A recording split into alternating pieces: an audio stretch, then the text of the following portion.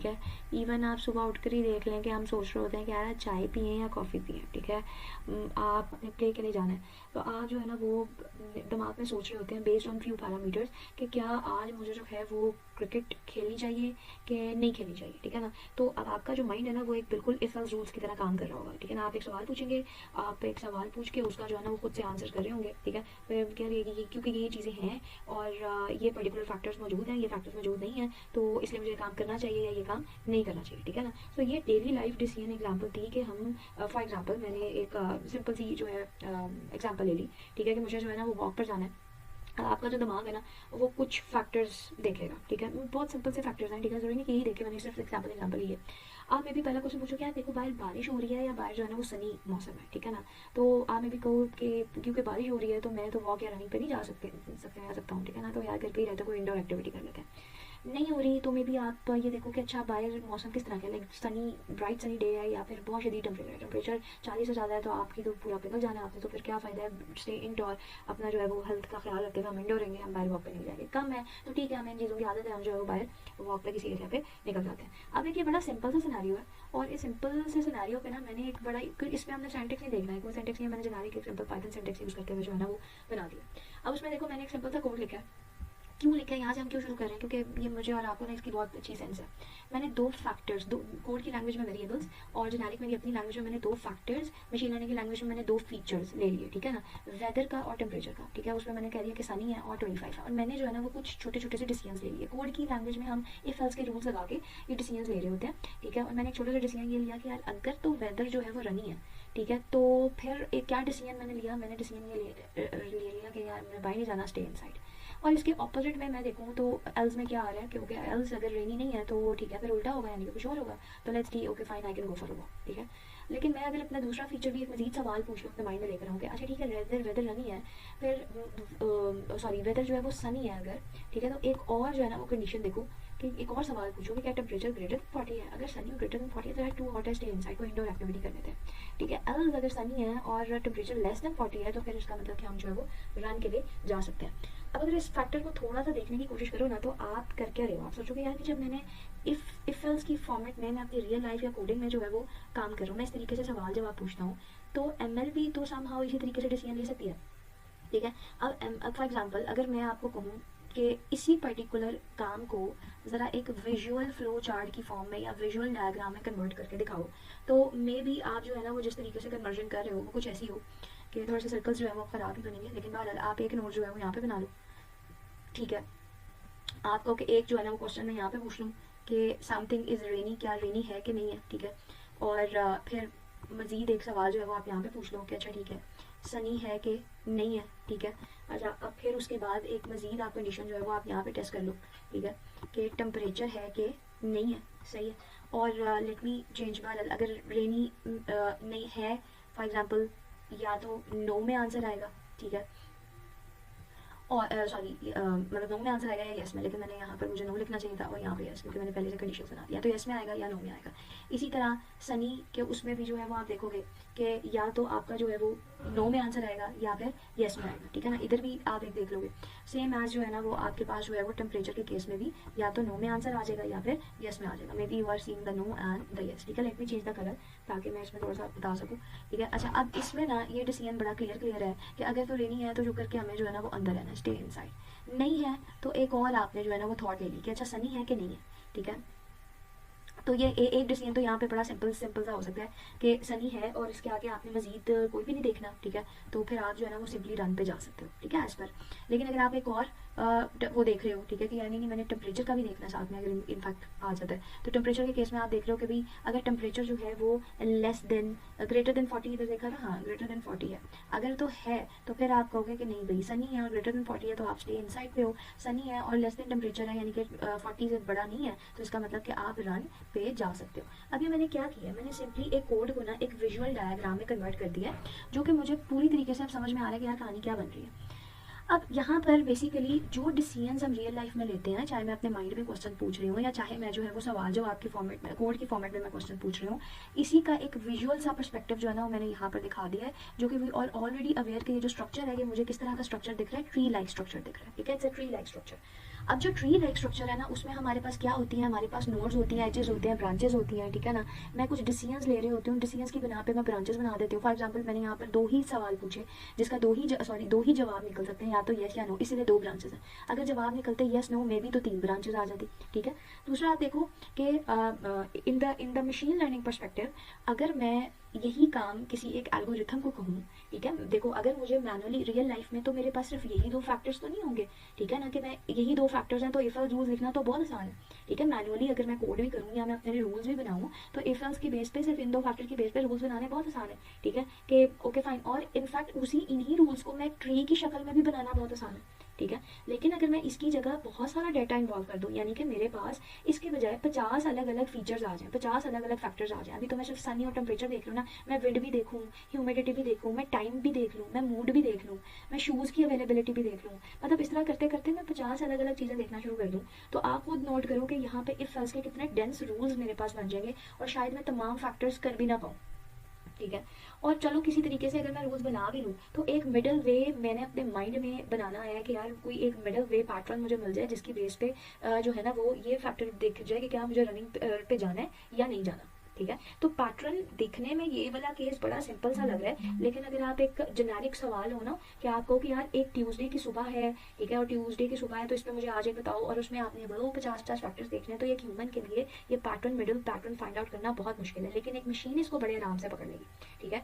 लेकिन मशीन का जो पकड़ने का अंदाज है जिसको मशीन लर्निंग कह रहे होते हैं, ठीक है, कि एक खुद से जो है वो पैटर्न को आइडेंटिफाई कर ले, उसके लिए I need to make some kind of learning and training. तो फॉर एग्जाम्पल जो एल्गोरिथम इस तरह के पैटर्न ह्यूमन प्रोसेस के पैटर्न के मुताबिक जो है वो सोच रहा है, ह्यूमन पैटर्न के मुताबिक जो है वो लर्न कर रहा है, तो उसको हम मशीन लर्निंग की जुबान में क्या कहते हैं, डिसीजन ट्री कहते हैं, ठीक है। तो इसको हम दोबारा आएंगे, डिसीजन ट्री क्या होता है। डिसीजन ट्री भी इस तरह के रूल्स को देखता है, मशीन लर्निंग एल्गोरिथम इस तरह के रूल्स को देखता है और अपने पास फाइनल प्रोडक्ट में ना ऐसे एक विजुअल सा ट्री बना के रख लेता है, सॉरी विजुअल सा ट्री बना के रख लेता है, और इस विजुअल से ट्री के अंदर ना वो अपने पास रूल्स बनाता है, ठीक है। जैसे फॉर एग्जाम्पल ये एक पाथ मेरे पास एक रूल आ गया, ये एक दूसरा पाथ मेरे पास एक रूल आ गया, लेकिन ये रूल तब कंप्लीट होगा, ठीक है, जब फॉर एग्जांपल रेनी नहीं है और सनी है तो सीधा सीधा रन पे चलो, ये एक रूल आ गया।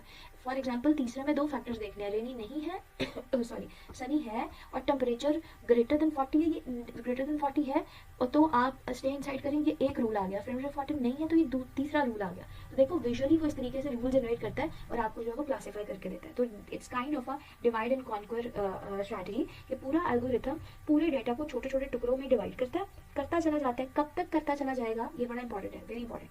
ये कब तक स्प्लिटिंग होती चली जाएगी, ये कब तक विजुअली ब्रेक करता चला जाएगा, कॉन्क्वर करता चला जाएगा, तब तक जब तक उसके पास कोई फाइनल क्लासिफिकेशन आंसर नहीं आता था। नोड्स के पर्सपेक्टिव से इसको अगर देखें तो we already are aware of this thing कि इसके अंदर मेरे पास क्या है, नोड्स, रूट नोड है जो सबसे टॉप पर है, उसको मैं क्या कहती हूँ, रूट नोड कहते हो। बीच की सारी नोड्स मेरे पास इंटरमीडिएट नोड्स आ रही हैं, और जो जहाँ पर डिसीजन फाइनल हो जाता है वो मेरे पास क्या है, लीफ नोड है, ठीक है। जहाँ पर डिसीजन मेरे पास आ गया, आंसर मेरे पास आ गया, वो मेरे पास लीफ नोड्स है।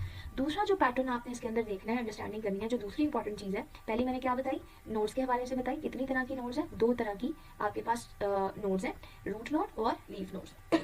अच्छा, दूसरा मैंने इसके अंदर क्या पॉइंट बताया कि देखो इन दो तरह की नोड्स में कुछ नोड्स आगे से स्प्लिट हो रही हैं और कुछ नोड्स मजीद आगे से स्प्लिट नहीं हो रही, यानी कि उनके आगे से मजीद ब्रांचेस नहीं निकल रही। तो कौन सी आगे से स्प्लिट हो रही हैं, जैसे ये वाली, और कौन सी आगे से स्प्लिट नहीं हो रही, जैसे ये वाली फाइनल जहाँ पर, तो जो तो आगे से स्प्लिट हो रही है ना उनको हम कहते हैं कि वो मेरे पास है डिसीजन नोड्स, यानी कि अभी भी फैसला बाकी है, अभी भी आंसर मेरे पास मजीद नहीं आया, मजीद स्प्लिट करो, कब तक स्प्लिट करो, जब तक जवाब नहीं आ जाता। दूसरी कौन सी नोड्स हैं, दूसरी नोड्स मेरे पास क्या है, लीफ नोड्स। डिसीजन ट्री की जुबान में मैं इनको कहूँगी कि ये क्या है, pure leaf nodes, pure leaf nodes. Pure leaf nodes वो वाली नोड्स हैं जहाँ पर मेरे पास क्लियर क्लासिफिकेशन, क्लियर जवाब, क्लियर क्लास आइडेंटिफाई हो गई है और उसको मैंने अब आगे मजीद स्प्लिट नहीं करना, मेरे पास जवाब आ गया, ठीक है। तो डिसीजन ट्री में आपने दो चीज़ें याद रखनी है, डिसीजन नोड्स और pure leaf nodes. Pure leaf decision nodes वो वाली जहाँ पर अभी भी फैसला बाकी है, I don't have a clear answer. Pure leaf nodes वो वाली जहाँ पर I have a clear answer with no doubt, 100% confidence के ओके यही जवाब है, यही क्लास आइडेंटिफाई है, ठीक है। थोड़ा सा इसके थ्योरेटिकल वे में भी हम चीज़ों को देख लेते हैं, जो कि अभी हम क्योंकि उस पर थ्योरी। तो डिसीजन ट्री बेसिकली आपके पास जो है वो एक सुपरवाइज लर्निंग एल्गोरिथम है। सुपरवाइज लर्निंग एल्गोरिथम हम इसको क्यों कहेंगे, क्योंकि इसका मतलब है कि मशीन जो है वो ऐसे प्रीवियस एक्सपीरियंसेस, ऑब्जर्वेशंस या पुराने डेटा के ऊपर जो है वो लर्न करेगी जिसके साथ लेबल असाइन होगा, ठीक है ना। तो जब भी लेबल असाइन होगा हम उसको कहेंगे कि वो सुपरवाइज लर्निंग एल्गोरिथम है। बेसिकली मशीन हम प्रीवियस एग्जाम्पल्स में जो देख रही है कि अच्छा भाई अगर तो ये वाली कंडीशन सारी आ रही हैं तो इन सारी कंडीशंस की बेस पे ये वाला लेबल जो है वो आइडेंटिफाई आइडेंटिफाई हो रहा है, ठीक है ना, कि ओके फाइन, अगर ये फैक्टर्स हैं तो मैंने जो है वो इस दिन ये फैक्टर्स हुए थे और मैंने इस दिन खेला था या नहीं खेला था, ठीक है, मैं रनिंग पे गया था या नहीं गया था, ठीक है। एंड समहाउ ये एल्गोरिथम आपका क्लासिफिकेशन के लिए भी रिविजन, बट टुडे हम सिर्फ क्लासिफिकेशन को देख रहे हैं और आपने भी इनिशियली क्लासिफिकेशन को ही देखना है। अच्छा, इसमें ना बड़ी दो इंपॉर्टेंट चीज़ें, एक तो सुपरवाइज का हो गया, एक दूसरा पीछे हम बता चुके हैं डिवाइड एंड कॉन्कर स्ट्रैटेजी को यूज़ करते हुए अपने रिजल्ट्स निकालते हैं, ठीक है। इसमें ना कुछ इंपॉर्टेंट चीज़ें हैं, कुछ इंपॉर्टेंट फैक्टर्स हैं जो मुझे पता होनी चाहिए, ठीक है। मुझे पता होना चाहिए कि अच्छा रूट का क्या मतलब है, यानी कि रूट इतनी इंपॉर्टेंट क्यों है यहाँ पर, डिसीजन नोड्स मैंने किनको कहना है, मैंने प्योर लीफ नोड्स किनको कहना है, ठीक है। और जिन दो फैक्टर्स की बेस पे यहाँ पे निकलते हैं ना, दो टर्मिनोलॉजीज यहाँ पर आती हैं, एक टर्मिनोलॉजी आपकी एंट्रोपी की टर्मिनोलॉजी है और एक इन्फॉर्मेशन गेन की, ये अभी हम आगे जाके दोबारा देखते हैं, ठीक है। So whenever I need to know कि अच्छा यार मेरे पास जो डेटा है मेरा वो हाईली इंटरप्रिटेबल है, यानी कि तमाम पैटर्न्स आइडेंटिफाई हो सकते हैं, विजुअलाइजेशन उसके अंदर क्लियरली हो सकती है, मेरे पास डेटा जो है वो न्यूमेरिकल या कैटेगोरिकल का है। अब ये तो नेम कहाँ है, या आपने वो वीडियोस देखनी है जिसमें मैंने डेटा के हवाले से बताया, ठीक है।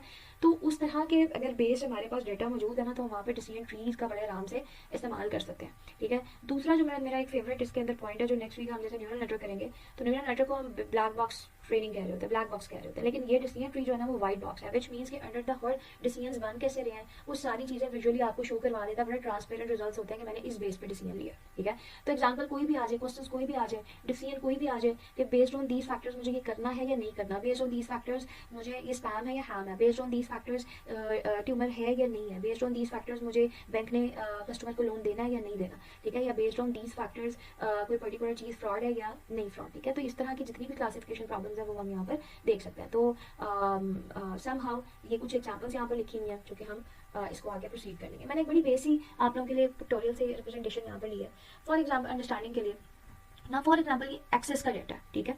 एक्सेस का डेटा से मुराद क्या है कि फॉर एग्जांपल वी नो कि ग्राफ की फॉर्मेट में डेटा दिखाना हो तो हम वाई एक्सेस और एक्स एक्सेस में कोऑर्डिनेट्स को डिवाइड कर लेते हैं, ठीक है। और आपने देखा भी होगा कि जब भी आप विजुअली पैटर्न्स देख रहे होते हैं ना, जैसे पॉइंट्स की फॉर्मेट में, जैसे अर्थ को एक आ रहा है, कौन कौन से एरियाज जो है वो अफेक्टेड हुए हैं या कौन कौन से नहीं हुए, तो उसको आप डिफरेंट कलर्स के थ्रू, डिफरेंट पॉइंट्स के थ्रू शो करवा देते हैं, ठीक है, जिसमें एक पॉइंट कंप्लीट इन्फॉर्मेशन रख रहा होता है। तो मिसाल के तौर पर समझे कि ये किसी पर्टिकुलर डेटा सेट के पॉइंट्स हैं, डेटा सेट आप पहले देख चुके हैं, तो डेटा सेट की एक ऑब्जर्वेशन जो है ना वो एक पर्टिकुलर पॉइंट यहाँ पर शो हो रहा है, ठीक है ना।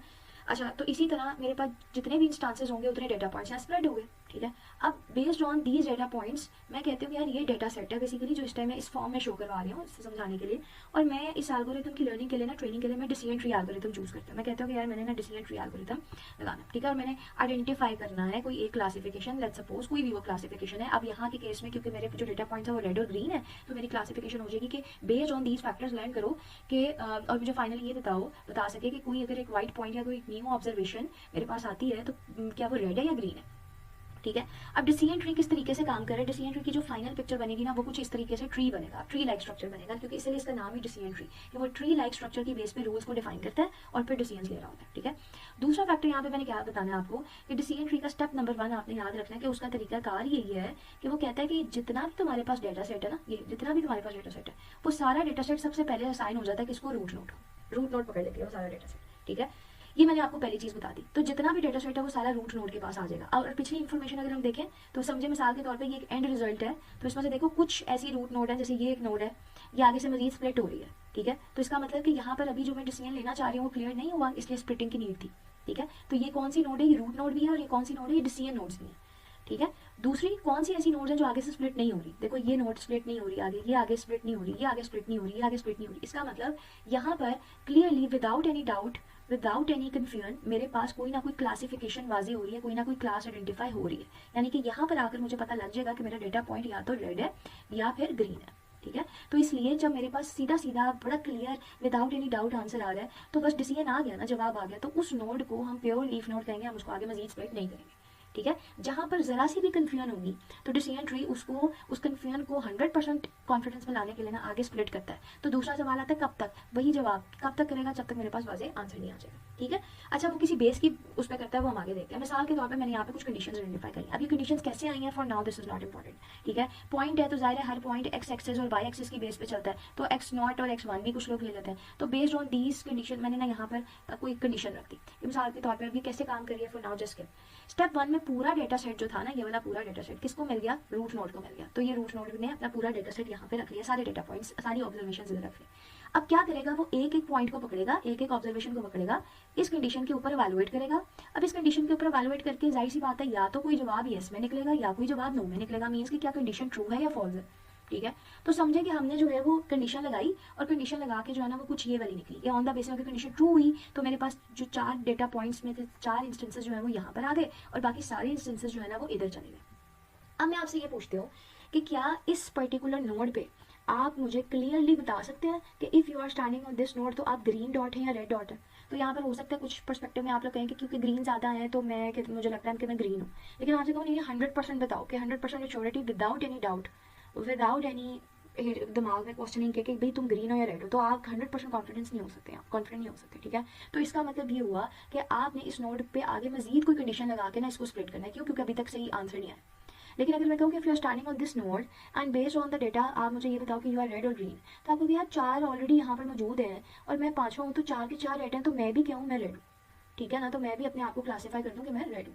तो यहाँ पर आपको ना कोई डाउट नहीं है, यू आर 100% इंश्योर कि भाई you are red dot over here. So it means कि इसमें डिसीजन ट्री आगे इसको मजीद स्प्लिट नहीं करेगा क्योंकि उसको प्योर लीफ नोड मिल गई है। वो यहाँ पे 100% कॉन्फिडेंस के साथ विद 100% प्योरिटी के साथ आंसर कर सकता है कि मैं कौन हूँ, मैं रेड हूँ, ठीक है। तो यही काम फॉर एग्जाम्पल यहाँ पर कंडीशन लगाई और जितना डेटा बच गया था अब आपने उस बचे हुए डेटा को, मैं बार बार बोल बचे हुए डेटा को मजीद आगे से स्प्लिट किया on the basis of condition. हो सकता है जवाब जो है वो येस और नो में निकला हो। जब जवाब आपका येस और नो में निकला तो फॉर एग्जाम्पल आपने स्प्लिटिंग की तो कुछ डेटा इसमें से इस साइड पर आ गया और कुछ डेटा इस कंडीशन की बेस पर इस साइड पर आ गया, ठीक है। तो अगेन वही यहाँ पर आपके पास अभी क्वेश्चन क्लियर नहीं है, ठीक है, तो you have to split it further. यहाँ पर आपके पास क्लासिफिकेशन बड़ी क्लियर है, परफेक्टली है कि भाई मैं रेड हूँ, you don't have to classify, this is pure leaf node. Same on the base of some condition we are gonna split on the remaining data.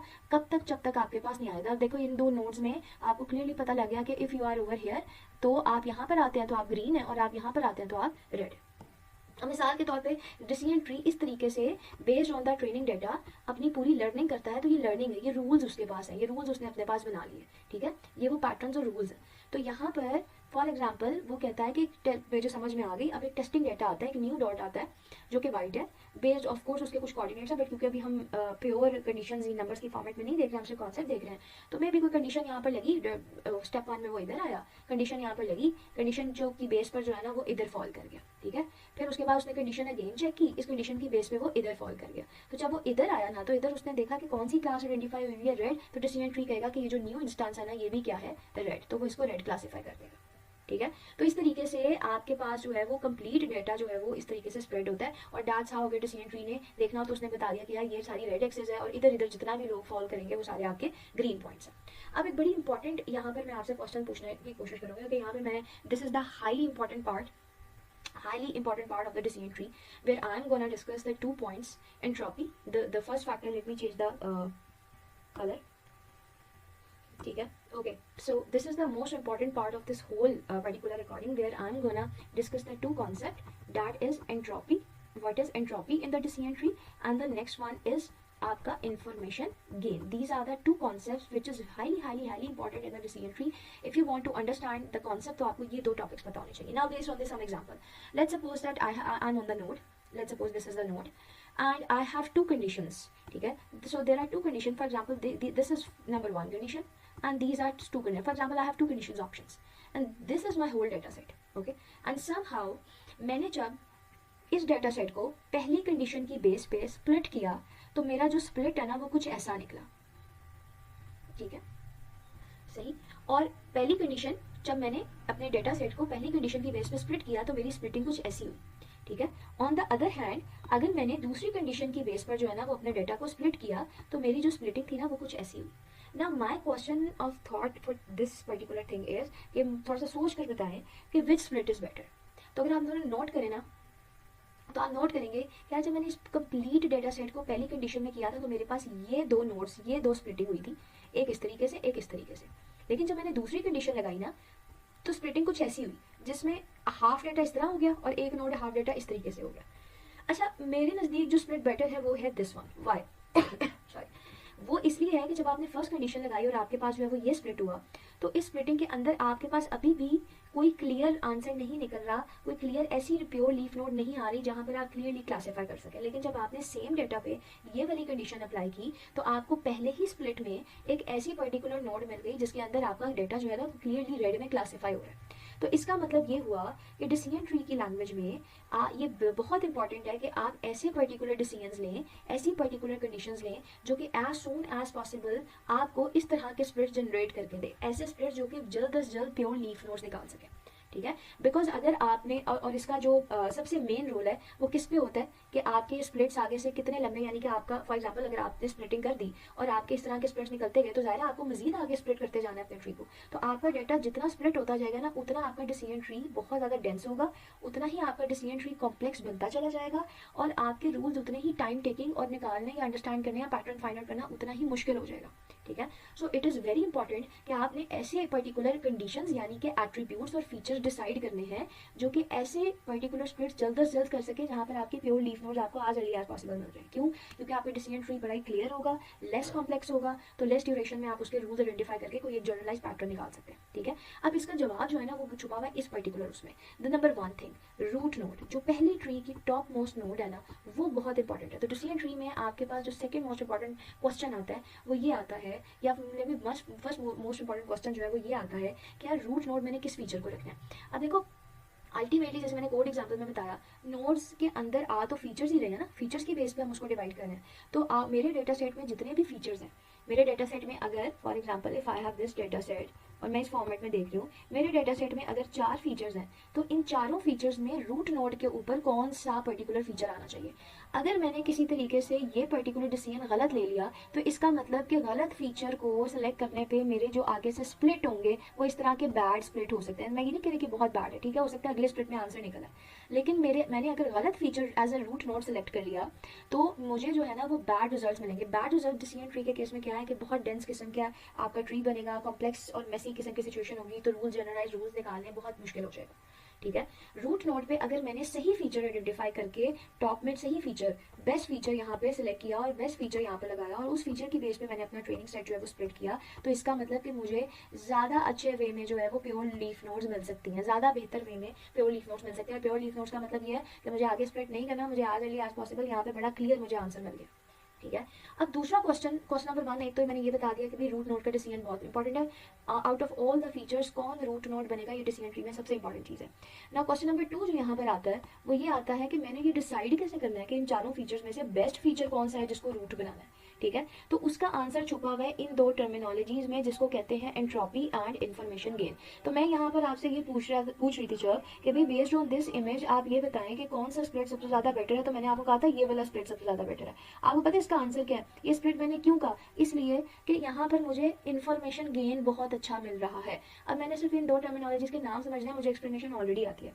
मैं बार बार क्या कह रही हूँ, कौन से आपके स्प्लिटिंग या कौन सी नोड्स ज़्यादा बेहतर है, ठीक है। वो वाली नोड्स मेरी ज़्यादा बेहतर है जहाँ पर मुझे आगे स्प्लिट नहीं करना पड़ रहा या जहाँ पे बड़े क्लियरली मुझे पता लग रहा है कि मेरी यहाँ पे क्लासिफिकेशन क्या है। और मैं बार बार ये बोल रही थी कि भाई इस बेस्ड ऑफ डेटा के ऊपर देखो कि यहाँ पर अगर तुम मौजूद हो इस नोड पे खड़े हुए तो तुम कौन हो। तुम अगर 4 नोड्स ऑलरेडी हैं तो तुम 5वें डेटा पॉइंट है, तो क्योंकि चारों की चारों रेड है तो तुम भी बड़े clearly with 100% purity with 100% confidence तुम बताओगे कि मैं भी रेड हूँ।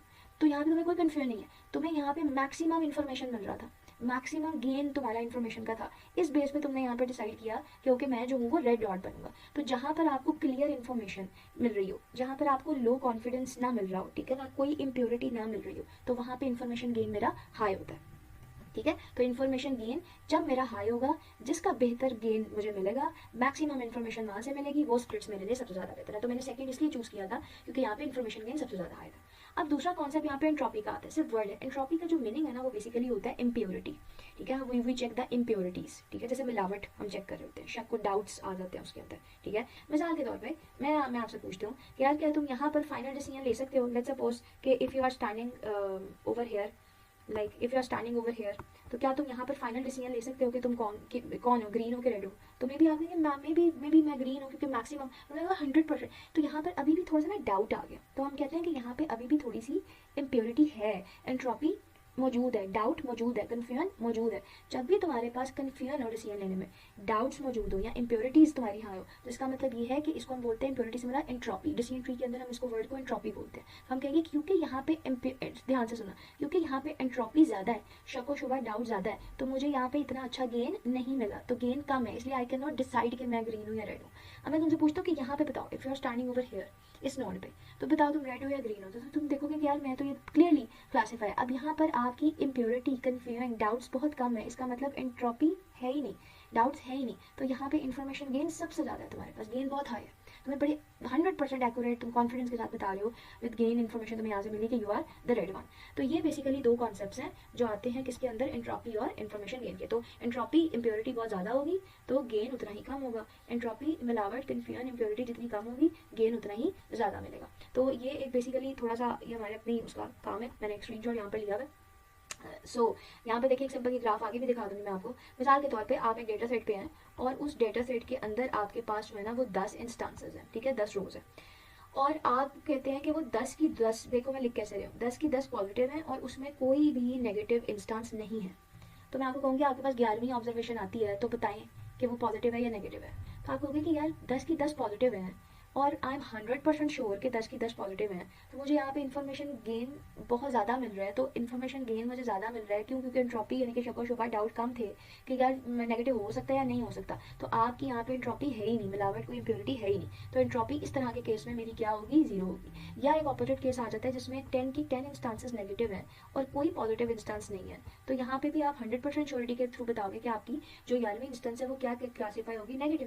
کوئی اس میں کنفیوژن ہے ہی نہیں, کوئی امپیورٹی ہے ہی نہیں. تو اس طرح کے کیس میں بھی آپ کے پاس انٹروپی زیرو ہے. انٹروپی ہائیسٹ کب ہوگی, جب آپ کے بڑا ہی کنفیوزنگ سا میٹر نکلے گا. کنفیوزنگ میٹر مینس کہ 10 میں سے 5 ایگزیکٹلی آپ کے پاس جو ہے وہ پازیٹیو ہے, 5 ایگزیکٹلی آپ کے پاس جو ہے وہ نیگیٹو ہے. اب یہاں پر کوئی آپ کے پاس وہ 6-4 کا بھی مارجن نہیں ہے, یہاں پہ 100% ڈاؤٹ ہے کہ پتہ نہیں پازیٹیو ہے یا نیگیٹو ہے. تو ڈاؤٹ یعنی کہ انٹروپی یہاں پہ سب سے ہائیسٹ ہے. تو اس طرح کے کیسز میں میری انٹروپی کیا ہوتی ہے, 1 ہوتی ہے. تو ہم 0 اور 1 کے فیکٹر میں گھوم رہے ہیں اگر, تو انٹروپی 0 کب ہوگی, جب میرے پاس کوئی کنفیوژن نہیں ہوگی. اور انٹروپی یہ میرے پاس بیسٹ کیس ہے.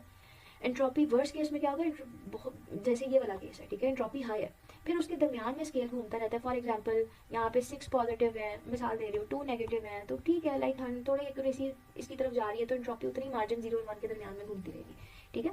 تو فائنلی یہاں پہ جو ہمارے اس کا کنکلوژن تھا وہ کیا تھا کہ ڈیسیژن ٹری بیسیکلی آپ کا سپروائز لرننگ الگورتھم ہے, ٹھیک ہے. اگین پاس ڈیٹا پہ ہی ورک کرے گا, بٹ کس طریقے سے ورک کرے گا کہ اپنے پاس کچھ اس طریقے سے ڈیسیژن ٹری جنریٹ کر لے گا, یعنی کہ رولز جنریٹ کر لے گا, اور جو رولز آئیڈینٹیفائی کرے گا وہ ایسے ہی کرے گا کہ based on some particular feature وہ آگے سے اسپلٹ کرتا چلا جائے گا.